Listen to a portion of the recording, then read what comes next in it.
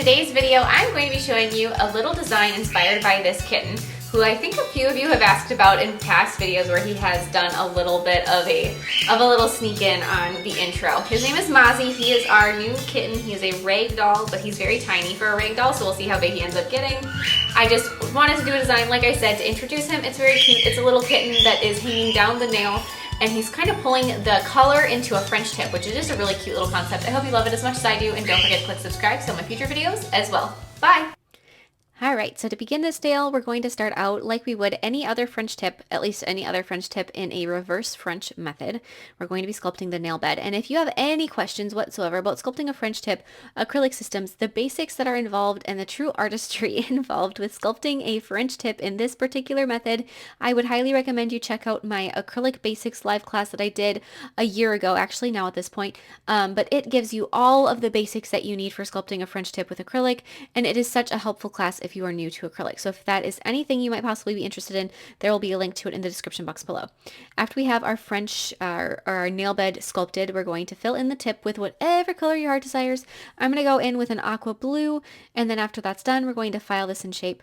When you do add that secondary color, the tip color, to a reverse French, cover up a little bit of your nail bed. It is fine. It is not a harm at all. Just go ahead and really fill it in. File the nail into shape, you'll reveal that beautiful smile line, and now we can go through and we can actually start doing some of that 3D art that is so much fun. So I'm going to be sculpting wrinkles in my French tip. Think of the French tip color as a curtain or a shirt or some kind of material. So I wanted to have that like pulled down wrinkled look, and I actually thought I'd be able to find reference photos for this particular look a little bit easier than I did. I actually couldn't find one, so it's just from my brain. So we're going to add these two little wrinkles in our material. The first one going all the way up into those bat wings of the smile line. The second one not going quite as far, sort of tapering off and just folding into the folds of the material. Once you have that done, kind of blend out the bottom one so it isn't such a sharp line, but it more just drapes down. So this design was inspired by our new little kitten boy named Mozzie. You probably saw him in the intro. He is the sweetest little guy. He is a ragdoll cat, which means he has the potential for getting quite large. Right now, he is tiny, and we're very grateful that he's tiny, so my daughter can carry him around the house. She treats him like a baby doll. He rides around in her stroller. He has really been a great little addition to our family. So I have had this idea for this kitten nail for a very long time, and it just seemed appropriate to do that since we just got our little Mozzie, and we kind of introduce him in the process to all of you, because I know a lot of you are cat people like I am, and so I'm sure, or at least I hope, you guys like this little introduction to our newest family member. So to start sculpting your kitten, pick your colors, whatever colors it is that you want to use, and you're going to sculpt the arms so that the paws are just holding on right past where that smile line goes. Kind of spread out the very ends so the paws look like they're really gripping.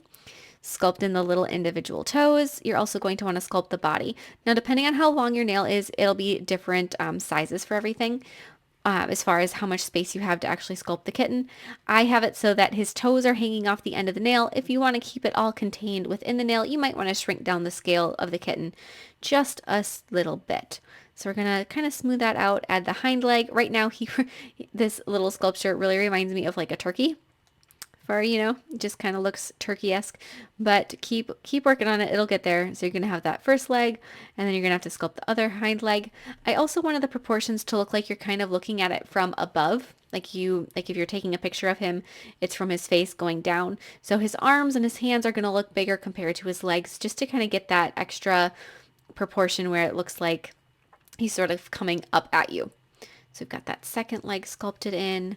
And for this kitten, like I said, he's a ragdoll, which is a cat that has color point.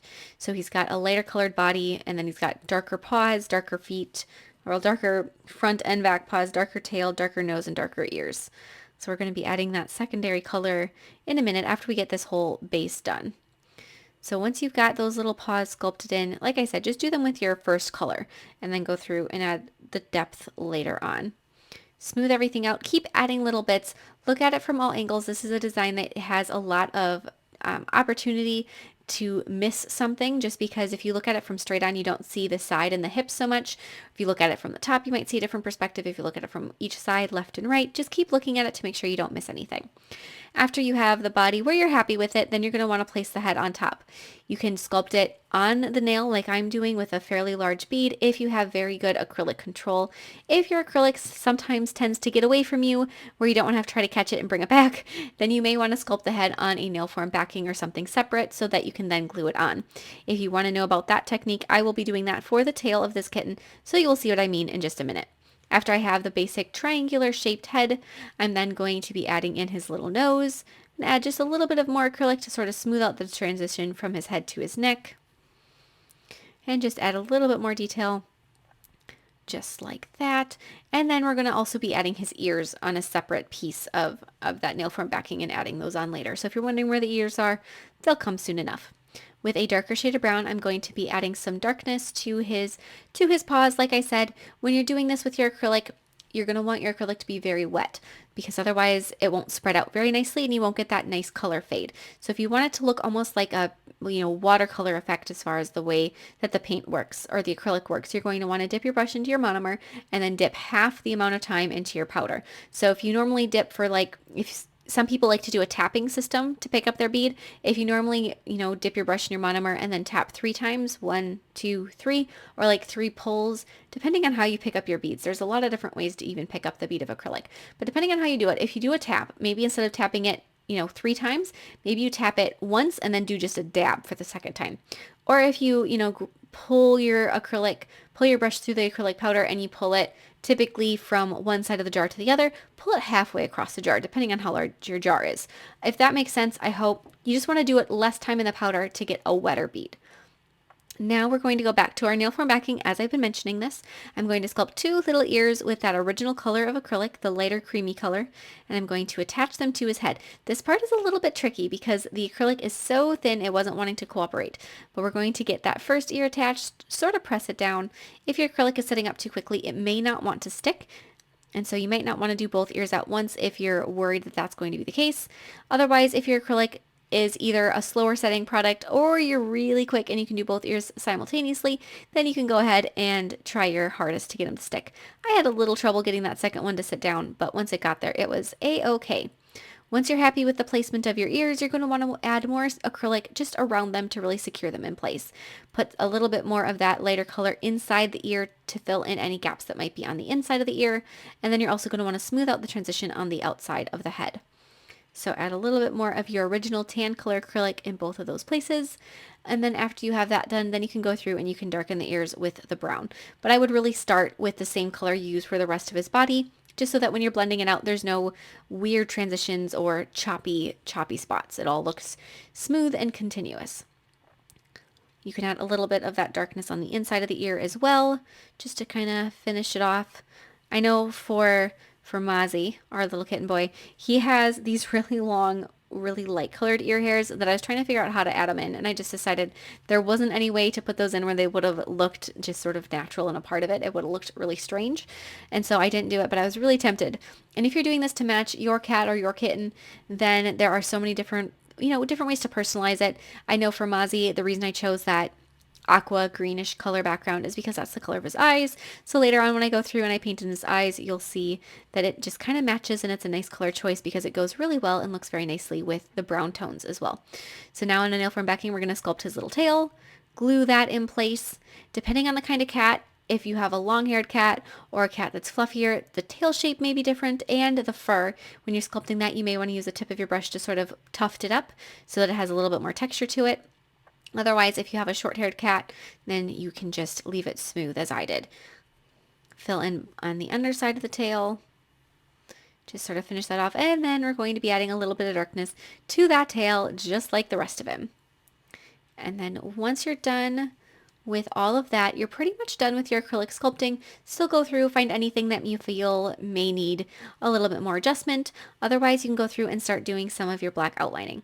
So Mozzie, like I said, he's a ragdoll, so he's a medium length hair on a cat. But when he was So at this point, he's grown quite a bit since I actually did this nail, and he's gotten a lot more hair. When we first brought him home, his hair was a lot shorter than I was anticipating, but over the past couple weeks, it's fluffed up quite a bit. So I didn't do much as far as fluffiness on his fur, but I did do a little bit on the sides just with the way the outlines are, as well as on the bridge of his nose. Just adding a little bit of that fur texture with some acrylic paint is all you have to do if you don't want to try to sculpt it in. So we're going to be adding a little bit of that here and there, outlining his eyes. I even darkened his paws and his tail a little bit more, almost to a black with the acrylic paint. Add the little toe beans on the bottom of his toes. And then we're going to be adding little white lines on the tips of his paws for his little claws. And then after that, if you want to, this is, up to you. I decided to add a couple little scratch marks coming up from the claws. He has never scratched me. He's actually really great about keeping his claws where they're supposed to be. But, a kitten's a kitten. And then we're going to be adding that kind of a blue teal color in his eyes. And then a little bit of a green just to green him up a little bit more. I didn't have a ready-made color of acrylic that was exactly what I wanted. So I'm going to mix a little bit as I go. And then after you have those outlines done, we're going to be adding the pupil. And then you're really close to being done. You can add a little bit of white hair here and there. Again, depending on the color of your cat. If you were doing, say, a calico, that would be so pretty. And you'd get to have so many opportunities to add some different colors and different overlays on top of the cat. I'm going to be applying some gel sealer over the background. Really trying to make it a very thin coat so it doesn't pool and fill in those little wrinkles in our material that we sculpted. And then after you have all that done, you can apply some matte top coat over the kitten. And that's it. I hope you guys like this design as much as I do. We are all so happy to have Mozzie. We recently lost a cat last December, and it really threw us all for a loop. So he's kind of our little savior at the moment. So I hope you guys enjoy this video, and I will see you all next time. Bye!